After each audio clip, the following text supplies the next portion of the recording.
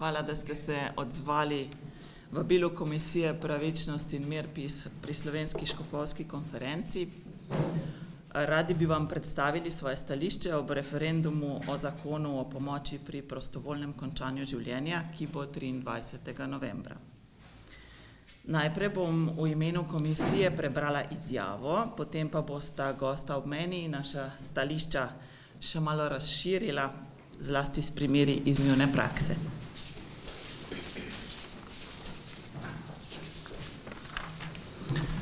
Komisija Pravičnost in mir pri Slovenski škofovski konferenci o prihajajočem referendumu 23. novembra 2025 vabi vse državljane, da glasujejo proti zakonu o pomoči pri prostovoljnem končanju življenja. Zakaj menimo, da je zakon slab in nevaren, tako za posameznika kot za družbo? Prvič, življenje je dar, ne odločitev. Vsako človeško življenje ima neprecenljivo vrednost, ne glede na starost, zdravje ali položaj. Nihče ni gospodar življenja, ne svojega, ne tujega. Življenje je božji dar, ki ga je treba varovati od spočetja do naravne smrti.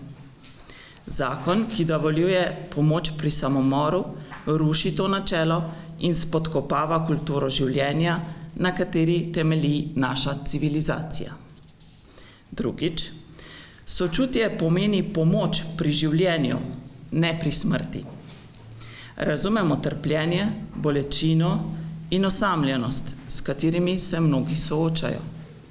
Toda odgovor nanje ni smrt, ampak bližina, skrb in upanje. Resnično sočutje pomeni trpečemu stati ob strani, ne pa mu pomagati umreti. Naša družba potrebuje več paliativne oskrbe, psihološke in duhovne podpore, ne pa zakona, ki smrt predstavlja kot rešitev iz stiske. Tretjič, kjer je trpljenje, je priložnost za ljubezen. Zdravstvena in socialna stroka povesta, da so primeri neznosnih bolečin v zadnjem obdobju življenja ob dobri paliativni oskrbi zelo redki in predvsem posledica pomanjkljive in necelovite skrbi za bolnika.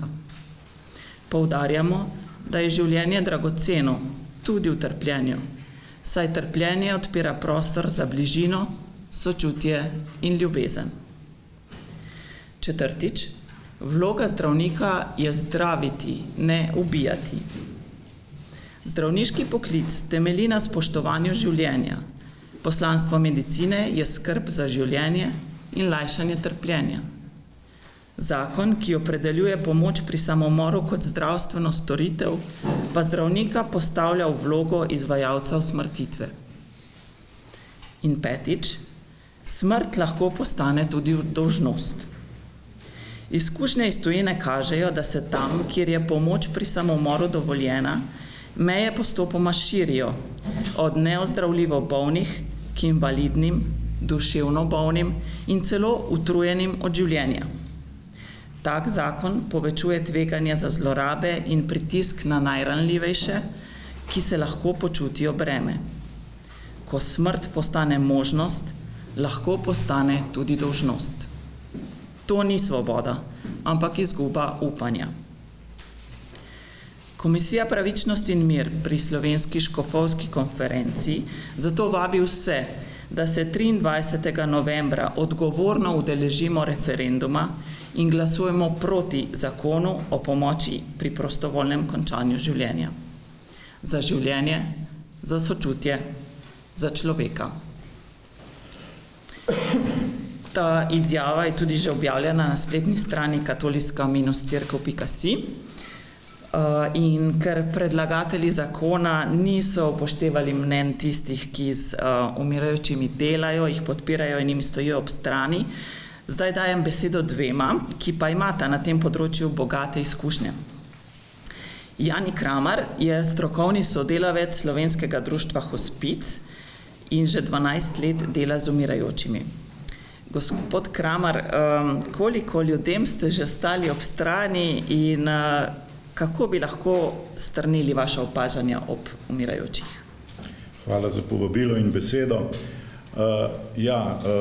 Bolj pomembno od tega, koliko sem jaz že, bi rekel, pri hospicu, je to, da Slovensko društvo Hospic že 30 let stoji ob strani umirajočim in njihovim svojcem, tako pravzaprav se vključimo v skrb za neozdravljivo bolne, takoj, ko se zaključi specifično zdravljenje, in potem stojimo ob strani ob bolezni, ob napredovali bolezni, ob umiranju, ob smrti in seveda tudi po smrti. Poskrbimo res, smo nekakšni zagovorniki pravic umirajočih, neki ombudsmeni, in poskušamo biti most med neozdravljivo bolnim in njihovimi svojci. Zavedamo se, da bolezen ne prizadene samo tistega, ki je neozdravljivo bolan, ampak seveda nekako prizadene celotno družino. Pri tem nas vodi to, da nikakor ne želimo dodajati dneve življenju, ampak obratno. Želimo dajati življenje v dneve, ki so nam še preostali. Naša izkušnja pravi, da pravzaprav tam, kjer je za neozdravljivo bolnega poskrbljeno, tam pravzaprav kakšne naglice pri odhodu z tega sveta ni. Kaj hočem povedati? Torej, sam sem bil prisoten pri več kot 100 smrtih fizično zraven, no in seveda v teh 12 letih mojega dela v hospicu se je nabralo kar nekaj izkušenj. Torej, med njimi seveda smo se srečali tudi z vprašanji o tem, ali bomo komu pomagali umreti. Seveda, mi smo vsakemu rekli, da bomo pomagali umreti tako po hospicu, torej, da ga ne bo bolelo, da ne bo sam, da bomo poskrbeli tudi za njegovo družino. No in lahko rečem, da izkušnja pravi, da nobena od teh oseb, ki je zaprosila, ki je izrazila to prošnjo, da bi želela pomoč pri smrti, ni vprašala več kot enkrat. Kaj to pomeni? Mi pač menimo, da to pomeni, da tam, kjer je poskrbljeno, kjer ni bolečine, kjer se poskrbi tako za duhovno, socialno in tudi duševno pomoč, tam kakšne naglice pri odhodu z tega sveta ni.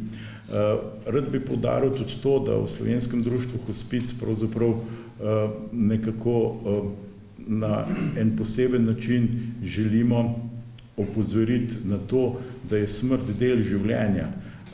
Smrt ni nekaj, kar je izven našega življenja, ampak je dejansko del življenja. Če se malce pohecam, torej zato, da se rodiš, moraš imeti malo sreče, ne? Zato, da pa umreš, pa pravzaprav ni potrebna kakšna posebna sreča. Pa vendarle, o rojstvu bi se pogovarjali vsi, smrt smo pa izrinili iz naših razmišljanj in to po izkušnjah iz našega društva bi rekel, da je slabo. To ne pomeni, da bi se v življenju pogovarjali samo o smrti, ne, ampak da bi se o smrti pogovarjali takrat, dokler je za to še čas. Naša izkušnja pravi, da če se pogovarjaš o tem takrat, dokler je še čas, potem so zadrege ob koncu življenja, ko so velike stiske, vendarle nekaj lažje. Jaz bi rekel, da tudi izkušnja iz našega dela, ki je popolnoma zelo, bi rekel, empirična, namreč je tudi ta, da če smo vključeni v spremljanje neozdravljivo bolne osebe še kmalu potem, ko je specifično zdravljenje zaključeno in smo prisotni potem v celotnem procesu pravzaprav napredovanja bolezni, potem umiranja tako aktivnega kot pasivnega, aktivnega umiranja in umiranja še prej, ne. Če smo zraven ob smrti, če uspemo pri tem podpreti družino potem do te mere, da je družina ob umirajočem, potem iz teh družin v našem programu žalovanje, kjer skrbimo tako za odrasle kot otroke, mladostnike in tako naprej, torej iz družin, kjer smo bili vključeni v spremljanje, potem v programu žalovanje skoraj da nimamo uporabnikov. Pač menimo, da to, kar pravzaprav bi morala biti pravica vsakega, ki se z tega sveta poslavlja, torej, da ima ob sebi medicinsko, duhovno, duševno in pa seveda tudi socialno pomoč, privede do tega, da ni kakšnih kompliciranih žalovanj. No, še eno stvar bi rad poudaril, da si v društvu seveda tudi to, kar sem že rekel, prizadevamo nekako vrniti pogovore o smrti, zato, ne, tako kot sem rekel, ne zato, ker bi želeli, bi rekel, komu greniti življenje, ampak zato, da bi bile stvari izražene takrat, ko je še čas. In naj zaključim, bi rekel, res s primerom, ko sem bil neposredno zraven, torej smo spremljali enega gospoda, poštar je bil po izobrazbi, se veste, to je pač v okolju podeželskem priljubljena oseba in ko je šel v pokoj, seveda moški smo, kar se tega tiče, bi rekel, nekaj posebnega, torej ne gremo k zdravniku, dokler zares ne boli, ne. No, ko je šel po penziji, ko je šel v pokoj, je šel na zdravniški pregled, ker ga je nekaj bolo trebuh, no, seveda ugotovili so, da so pač metastaze po celem telesu. No, ko smo mi prvič prišli na obisk, seveda je gospod še hodil, smo se pogovarjali po enem drugem, tretjem obisku, bil je tudi lovec, je pa rekel, jaz se bom ustrelil, ne.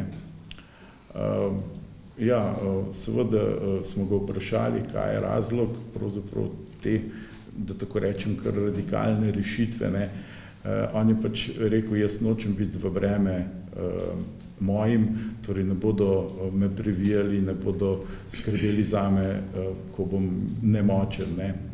No in takrat smo ga vprašali, potem po enem drugem, tretjem obisku, po tej njegovi izjavi, da ko bo hudo, bo sam končal življenje, smo ga vprašali, tako kot sem rekel, kaj je razlog, no, in potem smo ubesedili eno stvar, ki se mi zdi zelo pomembna, torej gospoda smo pač vprašali, s čim misli, da bo on pravzaprav bolj na nek način obremenil družino, s tem, da bodo pač nekaj mesecev morali skrbeti za njega, ali s tem, da bo pač predčasno končal življenje. No in skratka, epilog te zgodbe je, da je gospod potem po enem tretjem, četrtem obisku pač rekel, da se pač ne bo ustreljanje v skrbi paliativnega tima in nas umrl doma. Gospod, hvala za vašo izkušnjo.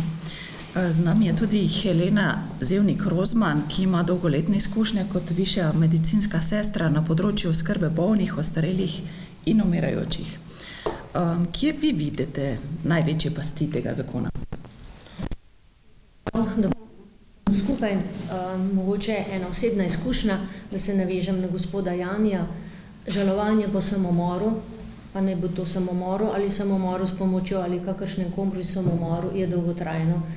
In vem, da leta se sprašuješ, kaj nisi naredil, to je moja osebna izkušnja, dveh oseb, ki sta mi bili zelo blizu, težko je bilo najdeti, kje je meja med depresijo in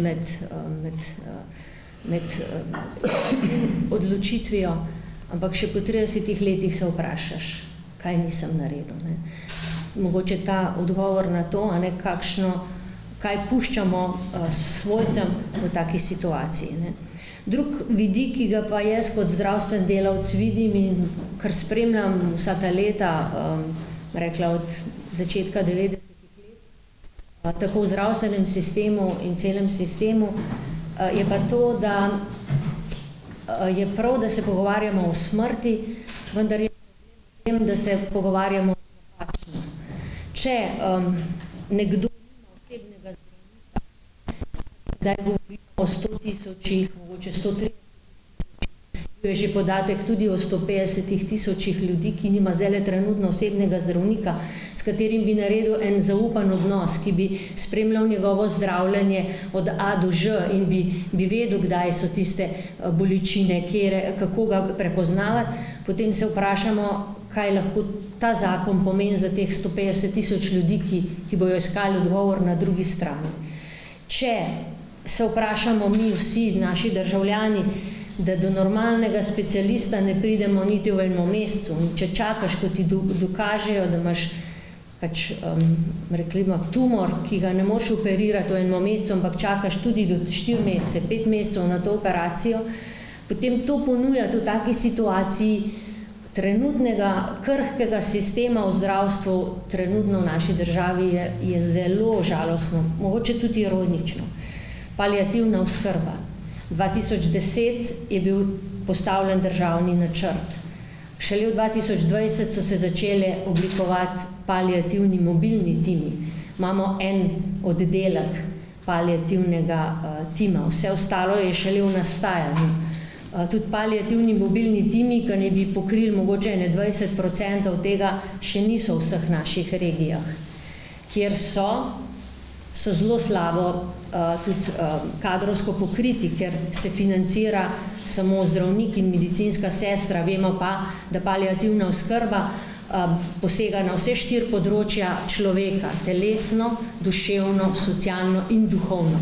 Torej, pokrivajo se ne psihologi, ne socialni delavci, ne kakšen nekdo, ki bi poskrbel tudi za duhovno oskrbo iz tega obveznega zdravstvenega zavarovanja. Torej, mi smo šele na začetku tega in ponujamo pa nekaj drugega. Tretja zadeva je tudi mogoče še ena taka stvar, hospic oskrba. Mogoče tudi v Sloveniji imamo trenutno eno hišo hospic, ki ni financirana, čeprav je en del te paliativne oskrbe se opravlja tudi v tej hiši. Ni financirana iz obveznega zdravstvenega zavarovanja tega dela, ki bi ga lahko pokrili. In v Sloveniji, če bi želeli, da nekako sledimo trendom Zahoda ali pa Avstrije, kjer je paliativna in hospic oskrba ena najbolj razvitih v Evropi, imamo vsaj še 3 hiše hospic za sfinancirati in umestiti v naše okolje. In zdaj, če mi vse to v ta naš okolje, še ena stvar, dolgotrajna oskrba, ki se sicer s trudoma uveljavlja, vendar efekta prave dolgotrajne oskrbe za te, ki so starejši, dolgotrajno bolni, invalidi, tega efekta še ni. Jaz mislim, da ga bomo videli mogoče čez 1-2 leti, ali pa mogoče ne verjamem prej, če bo res dober efekt. To se pravi, vsi ti, ki so dolgotrajno bolni doma, svojci jih težko uredijo, težko prideti, vzeti dopuste, bolniške in tako naprej. Pritiski so veliki, kadra ni, domovi za starejše imajo prazne postelje, ker ni kadra.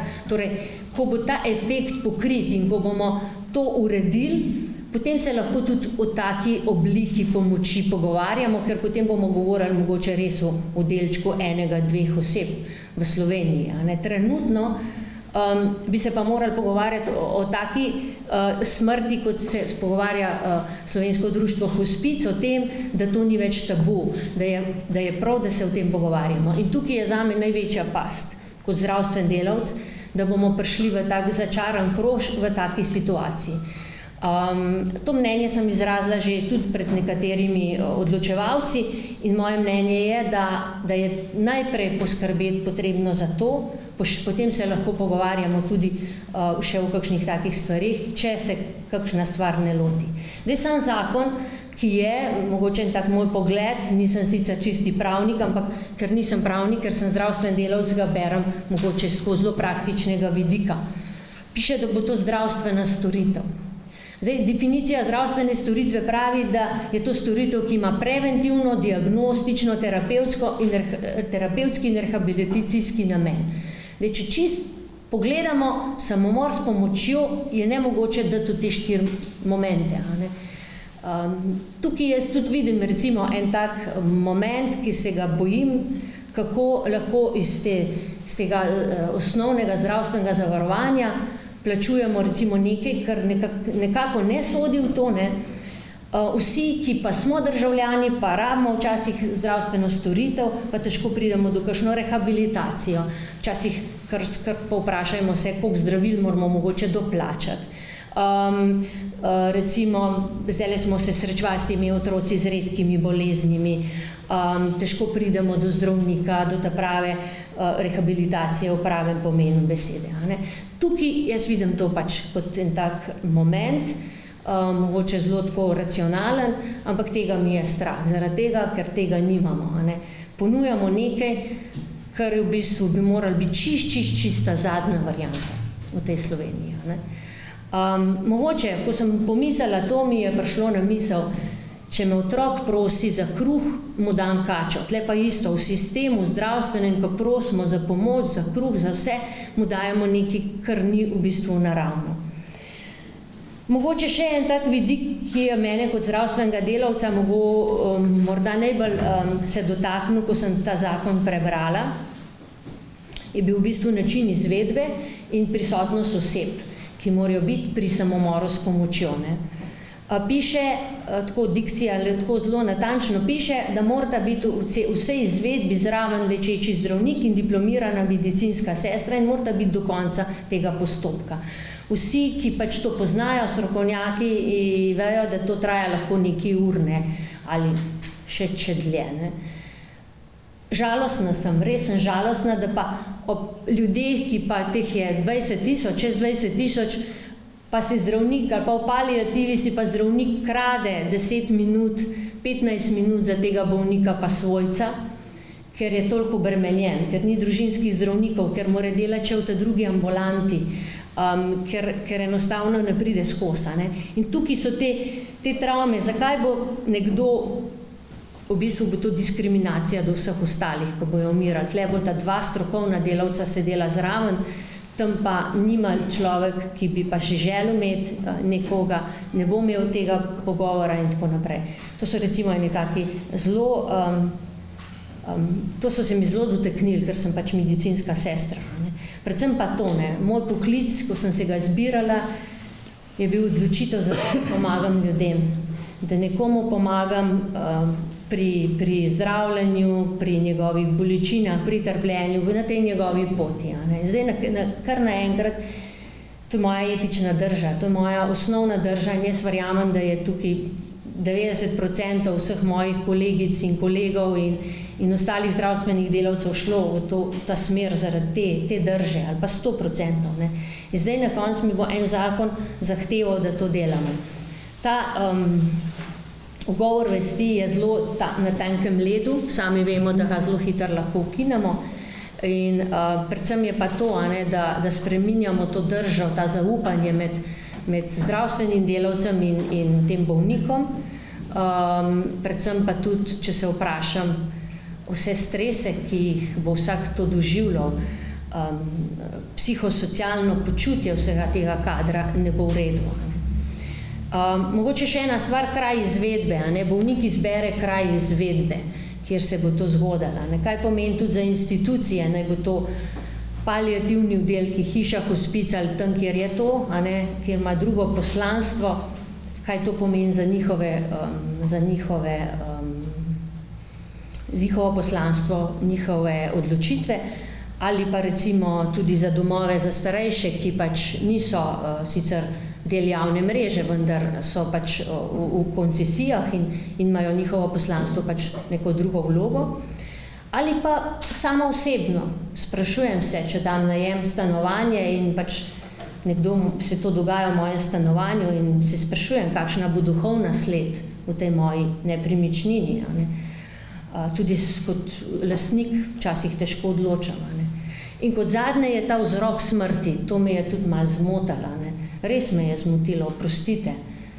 Napisano bo, da bo to vzrok smrti tista bolezen ali okvara, ki je bila pač zadnja. Torej ne bo napisan samomor. Zakaj ne? V bistvu se res vprašamo, kaj v bistvu uzakonjamo. Ta podatek bomo skrivali pred družbo. Tukaj so take drobne nitke, drobne stvari, ki se jih bere tako malo vmes in ki jih beremo zdravstveni delavci in nas to boli. Predvsem pa to, da prvo ni urejen ta sistem, da bi lahko potem res rekli, vsi imajo to možnost, kot je rekel Jani, pridejo, z njimi smo in tako naprej. Seveda, vedno se človek odloča sam, vendar v ozadju pušča eno celo skupino svojcev, ki so potem v teh travmah. To je travmatičen dogodek, ogromno ljudi potegne v to stisko in potem bomo zopet reševali z dodatnimi programi za žalovanje, z dodatno psihosocialno pomoč, namesto da bi se probali fokusirati, urediti stvari tako, da bojo bolniki imeli možnost vstopati v paliativno oskrbo. Če gremo danes po Sloveniji in če ljudi vprašamo, kaj je paliativna oskrba, bojo rekli, to je ta zadnje 5 dni. Ampak to ni res. Paliativna oskrba je takoj, ko dobimo diagnozo kronično neozdravljive bolezni, torej lahko tudi 2 leti. In če v teh 2 letih s temi ljudmi delamo in z njimi sledimo telesne, duševne, socialne in duhovne potrebe, potem mogoče človek ne obupa, ampak doda življenje dnevom in lahko v miru, obkrožen svojci, tudi umre. To je moj pogled, sedenje ob mami, mojem pokojnem bratu, ki sta oba dva, rekla, tudi trpela in sta bila tudi v bistvu odvisna od drugih, nam je kot sorodnikom dalo izredno velike energije, poslanstva za naprej, teh dnevov in teh večerov z njima ne bi zamenjala za kaj drugega. In se mi zdi, da moramo v tej smislu odpreti debato o spremljanju umirajočih, o paliativni oskrbi in o odnosu do smrti. Hvala. Hvala obema. So morda med vami še kakšna vprašanja? Jaz bi imela vprašanje za vas, gospa Levšek, Kuršek, svoje vzeli slovenske psihoanalitične, ki se iz komisije pravične Zato bi vas prosila, če lahko poveste razlog namen, ste želeli podati stališče in ljudje, kako naj glasujejo, veste včeraj koalicija političnih strank in drugih organizacij nekako očitala katoliški cerkvi, da se vključuje v referendumsko kampanjo, čeprav ni prijavljena organizacija referendumske kampanje. Hvala za vprašanje. Ja, tukaj bom jaz kar se naslonila na izjavo oziroma stališče gospoda Nadškofa Zoreta. To vprašanje sploh ni politično vprašanje, to vprašanje se dotika res korenine človekovega obstoja, dostojanstva. Tudi, če nismo kristjani, dostojanstvo je temelj, na katerem gradi naš celoten pravni sistem, zlasti človekove pravice. Če se to zamaje, se zamaje zares naše poslanstvo, vse naše bivanje, da ne govorimo o pravnem sistemu, ki res temelji, ki je človekove dostojanstvo je srčika vsega našega pravnega sistema. Ampak cerkev je pa to, kot vidite, smo tukaj sami laiki, ampak se čutimo dolžne, ker verjamemo, da je življenje Božji dar, nedotakljivo, kot tudi piše v izjavi, in moramo ga varovati ne glede na našo politično opredeljenost ali stranke in se pravi, ali smo udeleženi v referendumski kampanji ali ne, ampak moramo o tem govoriti, izraziti svoje mnenje kot katoličani. Ima še povedali, a pa ste komisija oziroma škofovska konferenca se prijavili kot organizatorji kampanje ali ne? Nismo.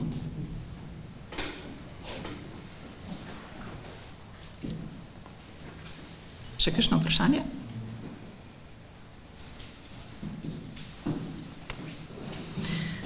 Prav, potem pa se zahvaljujem obema gostoma, da sta bila tukaj z mano. Najlepša hvala tudi vsem vam za udeležbo in hvala, ker boste o dogodku poročali. Vse dobro želim in nasvidenje.